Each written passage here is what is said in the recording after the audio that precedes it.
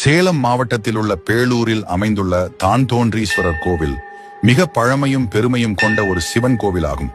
இந்த கோவில் மனிதர்கள் கட்டாமல் தானாகவே தோன்றிய சுயம்பு சிவலிங்கத்தால் சிறப்பு பெற்றது.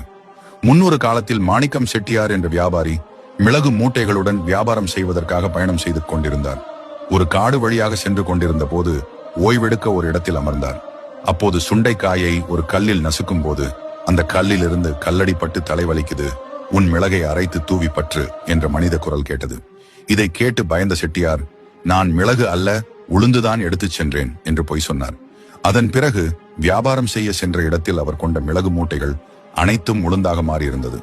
அதனால் திகைத்த செட்டியார் திரும்ப அந்த இடத்திற்கு சென்று உண்மையை கூறி கல்லில் விழுந்த சுண்டைக்காயில் இருந்து பெறப்பட்ட அறிவுரையை பின்பற்றி அதேபோல் மிளகை அரைத்து அந்த கல்லில் தூவினார்.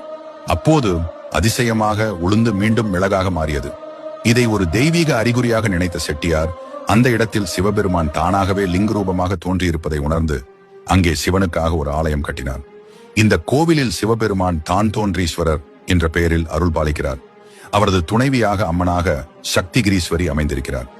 இந்த கோவிலில் சூரியனின் கதிர்கள் தான்தோன்றீஸ்வரர் மீது விழுவது சிறப்பாக கூறப்படுகிறது.